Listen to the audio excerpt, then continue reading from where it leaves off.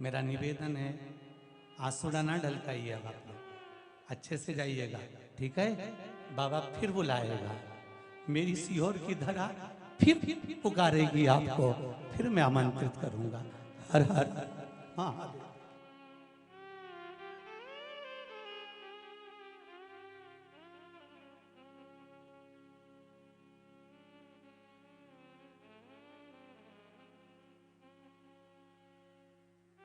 आपने सुना कैसे शिव महापुराण के कथावाचक रो रोकर अपनी पीड़ा व्यक्त कर रहे थे। अब आप सुनिए किस तरह प्रदेश के गृह मंत्री इस मामले में खेद व्यक्त कर रहे हैं। कर रहा हूं महाराज, दंडवत दंडवत कर रहा हूं महाराज, प्रणाम कर। अच्छा हो महाराज, मैं ये निवेदन कर रहा था महाराज, प्रणाम कर रहा हूं, कोई दिक्कत तो नहीं है ना?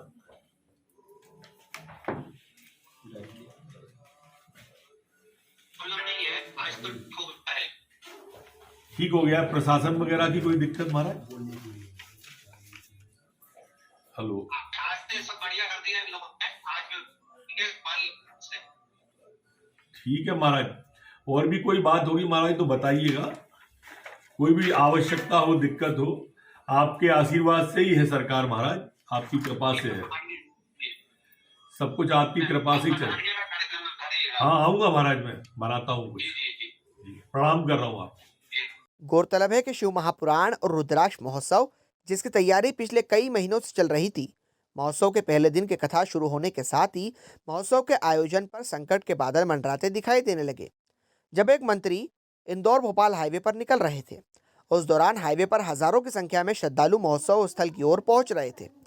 अचानक प्रदेश शासन के मंत्री की कार जाम में क्या फंसी, उसका खामियाजा महीनों की मेहनत और लाखों श्रद्धालुओं की आस्था पर भारी पड़ गया। मंत्री के प्रशासनिक अधिकारियों ने आयोजकों पर दबाव बनाया कि वो कार्यक्रम को स्थगित कर दें। इसके लिए कलेक्टर एसपी भी पहले दिन की कथा के दौरान पहली पंक्ति में दिखाई दिए। मजबूर होकर शिव महापुराण की कथा का वाचन कर रहे अंतर्राष्ट्रीय ख्याति प्राप्त भागवत भूषण पंडित प्रदीप मिश्रा को व्यास गादी से कार्यक्रम को स्थगित करने और हाथ जोड़कर देश विदेश से आए श्रद्धालुओं से क्षमा मांगते हुए कहा कि मुझ पर चारों ओर से कथा स्थगित करने का दबाव बनाया गया है। ये कहते हुए पंडित प्रदीप मिश्रा जी व्यास गादी पर ही बिलख उठे।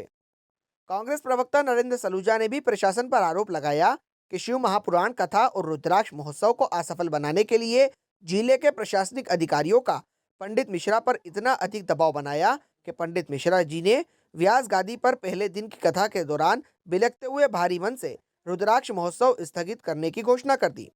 पंडित मिश्रा की इस घोषणा के बाद श्रद्धालु हतप्रभ रह गए। प्रशासनिक अधिकारी पूरे समय पंडित मिश्रा पर दबाव बनाने के लिए कथा स्थल पर पहली पंक्ति में बैठे नजर आए, जिसे पूरे देश ने अपनी आंखों से देखा। जिले के प्रशासनिक अधिकारियों और भाजपा सरकार के मंत्रियों ने महाशिवरात्रि के एक दिन पूर्व रुद्राक्ष महोत्सव को स्थगित करवाकर हिंदू धर्म और श्रद्धालुओं की आस्था का अपमान किया है।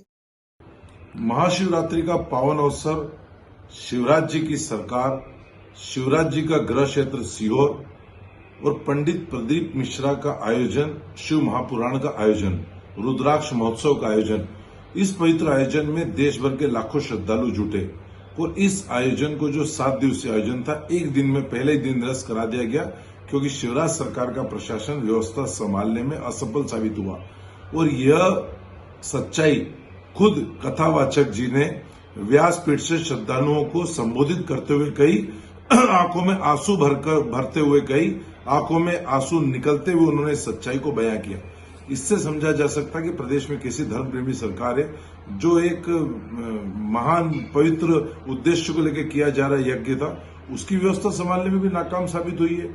उसके प्रशासन के अधिकारी कथावाचक पर दबाव डालकर इस आयोजन को निरस्त करा रहे हैं। ये कैसी धर्म प्रेमी सरकार है, इससे समझा जा सकता है कि जो खुद को धर्म प्रेमी बताते हैं, हिंदू प्रेमी बताते हैं, वहां पे एक कथा जिसके अंदर देश भर के लाखों श्रद्धालु जुड़े और खुद मुख्यमंत्री के घर क्षेत्र में है और उस आयोजन को निरस्त करा दिया गया। और महाशिवरात्रि के पावन अवसर पर इससे समझा जा सकता है कि शिवराज सरकार के पतन की शुरुआत हो चुकी है। जहां साधु संतों का अपमान होता है, वहां कोई भी सरकार टिक नहीं सकती। और यह देश के इतिहास में, प्रदेश के इतिहास में ये इस तरह की घटना कभी नहीं, और निश्चित तौर पर इसने प्रदेश को कलंकित किया है।